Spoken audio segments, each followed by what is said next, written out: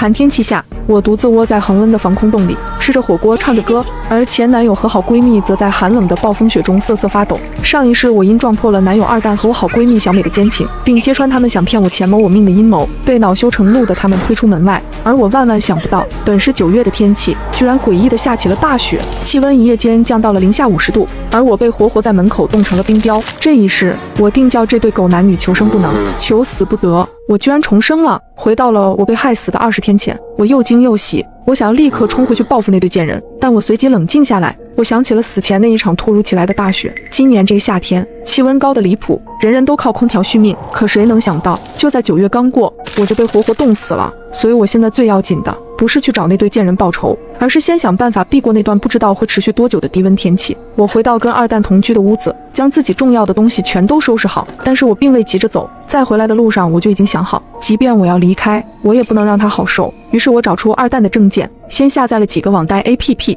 将二蛋的资料都输入了进去，然后做了一桌好菜，坐等二蛋下班回家。二蛋下班一进门，看到一脸甜笑的我和满满一桌菜，顿时诧异。我温柔地告诉他，我打算将我爸妈留给我的房子卖掉一套，买他看中的那套房子做婚房。二蛋和小美一直在合谋怎么哄我卖掉我爸妈的房子，骗走我的钱。见我终于松口要卖房，他非常高兴，过来就要亲我。我推开他，吃饭吧，我请了1周年假，你一早我就得去找中介呢。吃饭时，我撒娇地拿出手机要跟他合拍搞怪视频。二蛋向来讨厌我拍他，但现在他要哄着我卖房，自然百依百顺，让他眨眼就眨眼，让他摇头就摇头。眼见几个 APP 里100多万贷款全都到账，我卸载掉 APP， 笑着放下手机。哎呀，一直拍不好，不拍了。这顿饭我和他吃的都很开心，气氛一度十分和谐。第二天二蛋上班后，我打包了自己的物品离开了。爸妈去世前留给我的房子有2套，一套在市区，是学区房，一套是在宁市边郊紫金山下的小别墅。虽然位置偏，价格不能跟市里的别墅比，但用它在市区换套好点的商品房还是绰绰有余的。屋子里许久未住，我边找了保洁打扫卫生，边思考要怎么布置才能对抗那段能夺命的低温天气。那么大的雪，水管势必会冻坏，电线也会被压断，想靠地暖空调取暖根本不可能。那么防空洞呢？我直冲进地下室，抓着生锈的门环使劲一拉，一股凉气扑面而来。当年我爸在装修这套房子时，地下室紧靠紫金山的这面墙突然塌了，露出了这个抗战时期建造的防空洞。这个洞4米宽，50米长，冬暖夏凉，洞内还很干爽，所以我爸将它收拾，做了家里的储藏室。有这个恒温的防空洞在，我还怕什么高温低温？我让保洁帮我将防空洞里清理干净，又去找了几个师傅，请他们帮我用石灰水将里面都刷了一遍。忙完这些，天已经黑了。二蛋打了电话过来，深情款款地问我卖房的事。亲爱的，我想你了，卖房子的手续办得咋样了？我敷衍了几句后挂掉了电话。狗男人果然慧眼，满嘴的想念，怕是正跟小美在庆祝终于骗得我肯卖房了吧。第二天一早，我就去找人来帮我改善防空洞的通风口。我清楚地记得，我死前的大雪已经漫过了腰，所以原先那种通风眼肯定会被雪堵上。这次我直接将每个通风口都加上了长长的不锈钢管，顶头还焊接了不锈钢帽，这么一来，雪就不会落进通风管内堵塞通风了。然后我又买了2套壁炉，一套纯取暖，一套取暖做饭两用，都有烟筒可以伸出去，不用担心一氧化碳中毒。安装好后，便是大批量的买木柴和木炭，又买了烤炉。末日来临时，水电燃气都指望不上，只有最原始的木柴最保险，既能取暖又能做饭。虽然山洞恒温，但我也不确定那温度到底会低到什么变态程度，所以有备无患。想到水管也会冻裂，我索性又找了师傅来帮我在地下室里打井，和防空洞一样，井水也是恒温的，外面再冷它也不会结冰。打井师傅很诧异，说别人都是把井打在院子里，我为什么要打在地下室？我早就想好了借口，说我在研制护肤品开发，要用不见天日的水才行。那师傅顿时被我一本正经的胡说八道给糊弄住了，带着一脸的佩服。接下来我便是囤物资，若家里没有物资，不被冻死也会被饿死。考虑到会没电，我买了30箱蜡烛，20个太阳能充电灯，2箱火柴，大米500斤，面粉50斤，干面条20箱，方便面20箱，水200箱，各种干菜、饮料、咖啡、罐头、卫生纸，以及各种我能想到的药品、纱布等。我将这些物资都安放妥当后，离那场低温只剩了1星期。这期间，二蛋每天都会给我打电话询问卖房事宜，好几次我都差点笑出声来。打开我离开那天安装的监控，看着他一边和怀里的小美腻腻呼呼，一边深情脉脉地给我打电话，我忍着恶心，挤出夹子音问二蛋：“你爱我吗？”二蛋答得极顺口：“当然爱呀。”说完就在小美的脸上狠狠地亲了一口，然后道：“大宝贝，你听见了吗？老公在亲你哦。”话音一落，小美跟她无声的笑作一团。我淡淡道：听见了，不过我咋觉得你其实是在亲一头猪？她怀里的小美立刻跳了起来，一脸怒意的愈发作。二蛋赶紧竖起手指示意她别出声，边对我道：傻丫头，不许说自己是猪。我当然不是说我自己。哦，对了，你这2天见小美了没有？二蛋便有点紧张。没有啊，我见她干嘛啊？没见就好，她最近为给她哥哥还赌债，正到处借钱呢。我劝了她几次，她也不听。瞧我走的时候，看到一个女的被一个矮胖的男人搂着进了家酒店，很像她，但是希望不会是她吧。看着监控中二蛋变了脸色，小美的脸上也出现了慌乱。我笑眯眯地挂了电话。小美和我是大学同学，上一世因为我家猫咪总是莫名其妙的受伤，于是我在家里装了监控，可还没顾得上告诉二蛋，就被我发现她和小美在我的床上进行不可描述的行为。事后小美催促二蛋抓紧骗我卖房和买保险，她说如果我实在不肯听话，就找机会弄死我，这样她作为我唯一的遗产继承人，我家的几套房子以及财产就都是她的了。我无论如何没有想到，就为了这么点财产，这个我视为亲姐妹的闺蜜居然想要我的命。监控中二蛋已经开始质问，小美则赌咒发誓她绝对没有跟人去开房，并咬定是我污蔑她。我笑眯眯地看着监控中他们吵成一团，我更想知道当二蛋发现自己竟然欠下那么多贷款时，他是什么反应。关掉监控，我又租了5台商用冰柜回来，专门用来储存食物，等低温来临，那室外就是天然的冰库，那时候就算断电我也不怕。最后我又找人加固了门窗，其实我并不担心安全问题，我只是怕门窗被大雪和低温压级损坏，这样屋子就完了。做完这一切，距离低温来临只剩2天了，二蛋也终于发现他欠下大批贷款的事。他打来电话：你是个贱女人，我的贷款到底是怎么回事？我边懒洋洋说道：什么贷款？我不知道呀。你还想抵赖？二蛋怒不可遏：酱汁，你真可恶，竟然用我的身份信息贷款这么多钱，你还是不是人了？我语气稍稍认真：你是说前几天你转给我的那123万？二蛋暴跳如雷：什么我转给你的？我什么时候转给你的？我发过去一张照片，是张借据，上面清楚地写着他借了我现金123万，1年之内免息还清。二蛋炸了：我什么时候借过你钱？二蛋当然不承认，在电话那头嗷嗷地叫唤：你立刻把钱还给我，不然我告你。我冷笑：我既然敢这么做，就不怕他告。证据链我早就准备好了，借条自然是我伪造的，可后面的签名却是他亲笔手书啊！别问，问就是没事，千万别在空白纸张上乱写自己的名字。再说今天末世倒计时的最后一天，就算他要告我也找不到我。我挂掉了电话，末世最后的安静日子，我还是很珍惜的。吃了我喜欢的四川火锅期间，二蛋不停地给我打电话发信息，对我破口大骂，我既不拉黑也没回复，因为我的报复才刚刚开始。晚上我最后一次检查了防空洞的通风口，关好了门窗，舒舒服服地躺在床上，手机突然响起，是小美打来的电话，我没接，拿出 iPad 点开监控，小美果然在，但二人显然没有了往日甜蜜的气氛。二蛋气急败坏，小美则不停地一遍遍地拨着手机，最后她将手机一扔，骂道：真没想到他心机居然这么深，这么多年我竟一点都没看出来，你怎么这么蠢？他让你干啥你就干啥，你是猪吗？二蛋大怒：还不是你总说他好骗没心眼，不然我能这么相信他？我是在他们的争吵中睡着的，可笑的是，到了这个时候，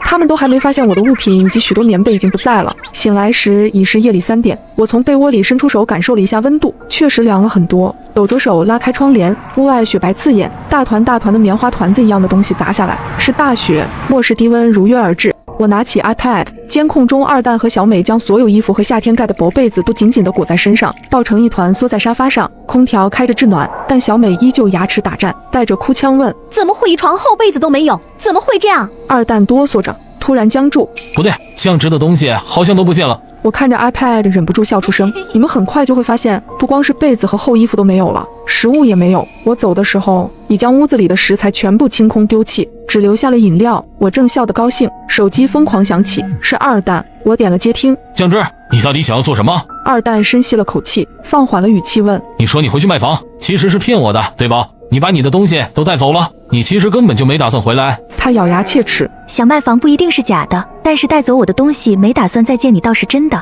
二蛋，你本来就盼着我不回去，不是吗？你什么意思？但凡你有半点在意我，你也不会到今天才发现我的东西都不见了，你更不会忘记我跟你说的是请了1周的年假，可1周早过了，你却没问我为什么还不回去。说完我挂掉电话，将手机调为静音，埋头睡觉。再醒来时已是上午10点，这时我发现大雪已经快把窗户都埋了，透过缝隙能看到大团大团的雪还在如雨点般砸得又快又急。我忽然意识到，大雪若再这么下去，我家这栋2层高的小楼很快就会被埋，一旦盖过防空洞的通风口，我就会被活活闷死在屋子里。我瞬间惊出了一身冷汗。可大雪依旧又凶又猛，我没有办法让它停，那唯一能做的就只能是铲雪。我飞快地换上防风的羽绒服，戴上厚厚的帽子。好在我准备了2个通风口，并且靠近露台，我只需保证通风口通畅，就不会被闷死。我又借梯子爬上了屋顶，为了防止被雪压塌，我花了很大的价钱找人将屋顶用钢架加了一层，但饶是如此，我还是不能任由大雪堆积。屋顶面积大，零下几十度的气温，我全身几乎被冻僵了。厚实的衣帽在低温面前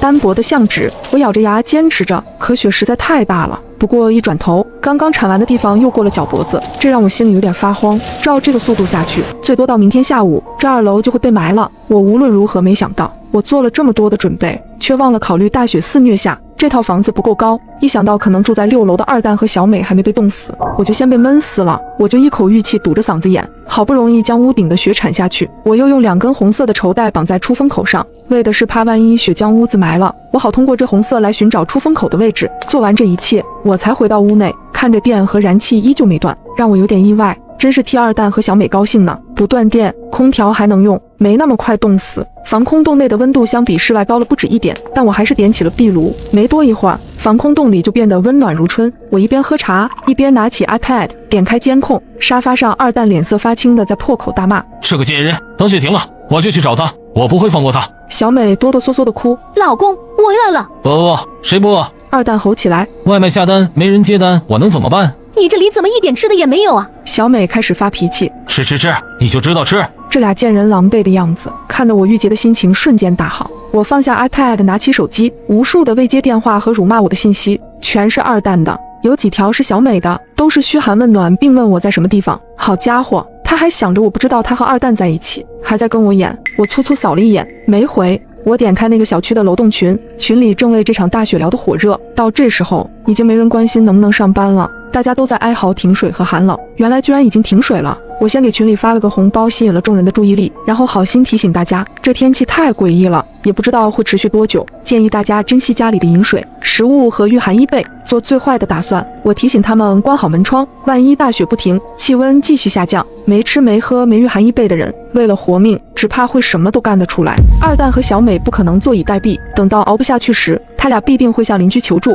而我要掐断他们的求助之路。跟群里邻居们打完预防针后，我点开了小美的对话框，回了句我在家，你呢？iPad 上的监控画面里，小美已经被冻傻了。还是二蛋发现了我的信息，他赶紧递给小美：“快，江直回你信息了。”小美却带着哭腔：“回就回呗，他是能给我们送吃的，还是能给我们送衣服被子啊？”“你赶紧问他家地址啊，等雪停了，我们好去找他还钱。”小美便接过手机，手指明显冻僵了。打半天我也没收到一条信息。我对着壁炉和我面前的茶拍了张照片，然后将照片发给了小美，用懒洋洋的语气发了条语音：“哎呀，没想到这个时候居然下雪了，还下这么大，得亏我家里是有壁炉的，不然真要冻死了。”小美的神情和动作立刻变得僵硬了，随即咬牙切齿：“他居然在烤火，他还有吃的喝的，他怎么可以过得这么舒服？”二蛋显然也被刺激到了，他愣了一会儿后，就催促小美问我的地址。小美立即打来了电话，但被我掐掉了。我跟她回复说，我饿了，要去做饭，因为上午铲雪出了大力气，所以午饭我打算吃好点。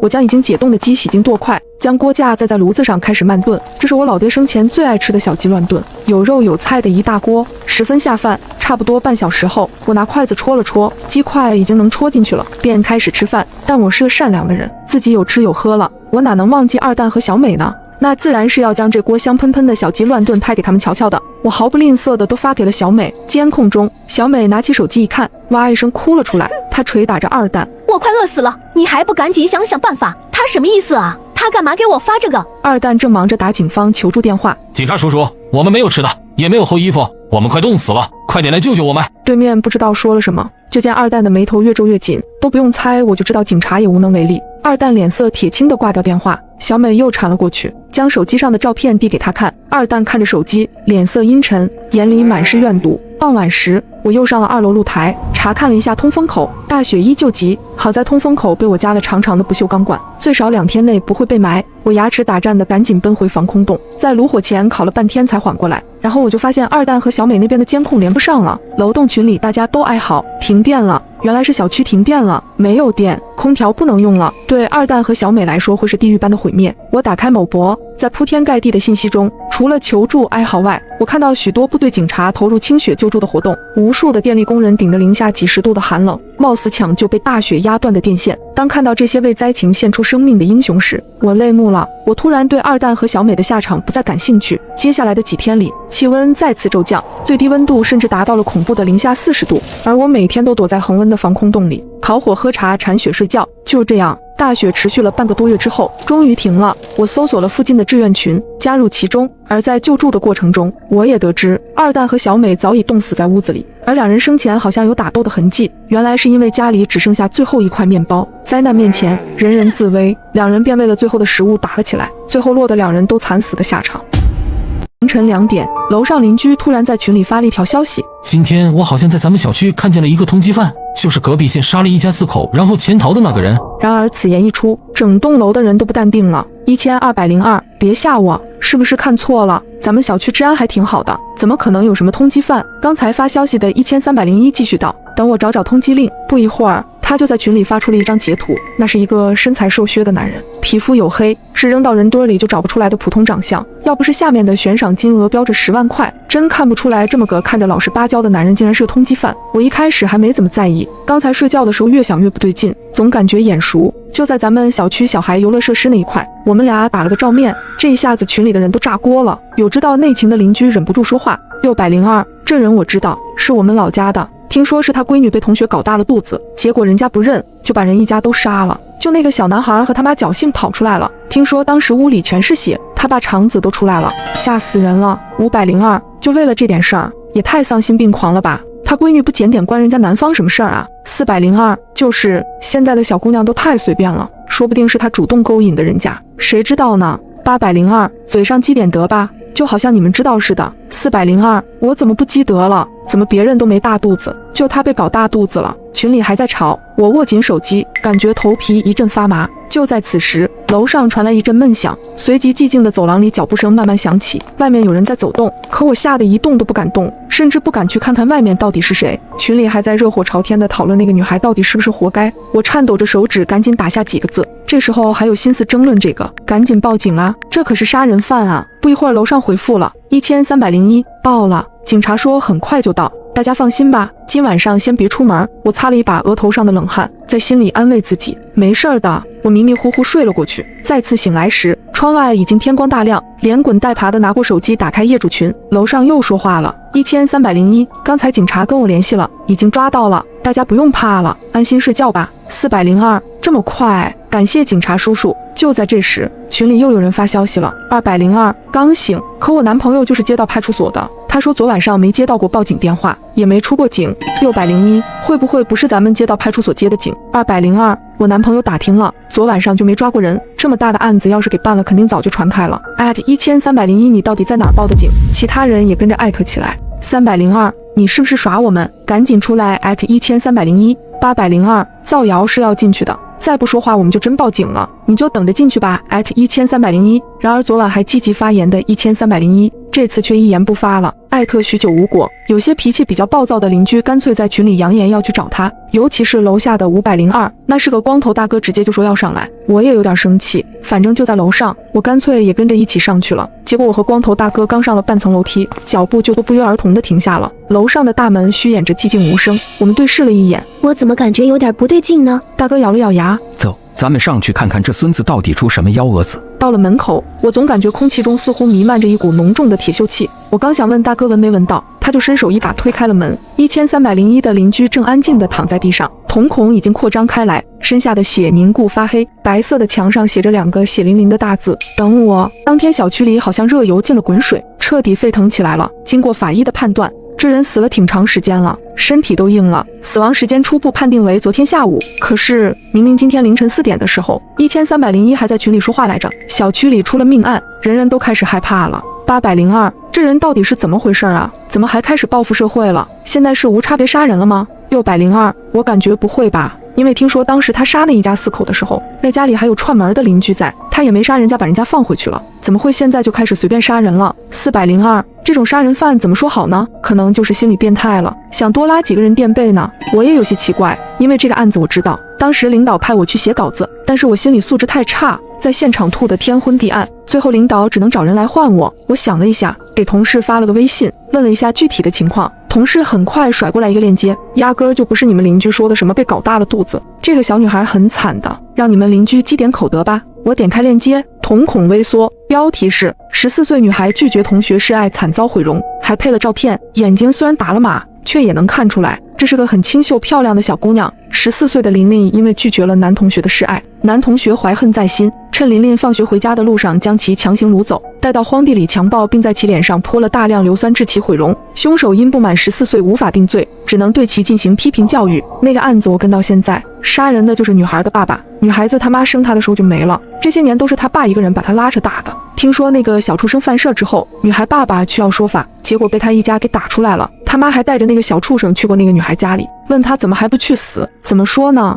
虽然杀人不对，但也真是被逼得没办法了。我抿住下唇，不管怎么说也不能杀人啊，给抓了留下那个女孩子自己可怎么办啊？同事沉默了一会儿，许久后他说道，那个女孩死了，是自杀。我把链接发到了群里，很快就有知情的邻居扒出了楼上的身份，原来1301叫赵一强，也是个网编记者，当时他全程报道了这件事儿，有邻居直接把他撰写的文章发到了群里。听村里人说，这个男孩是出了名的敦厚老实，非常腼腆也非常孝顺。据我了解，这个叫琳琳的女生在学校就比较爱打扮，和男同学们走得很近。小编认为一个巴掌拍不响，到底是什么能让一个老实人如此疯狂？或许是我们要思考的问题。他全程都在暗示被害的女孩子不自爱、不检点，故意勾引加害人，才迫使加害人一时冲动。群里开始激烈讨论。802，这个人说的什么东西？人家小女孩被强暴了，还被毁容，到他嘴里就成活该了。我看他现在才是活该。502，现在什么人也能叫敦厚老实了？老实人实惨。402，我觉得他说的没问题，怎么那么多女孩就非得强暴他？肯定是他不自爱啊，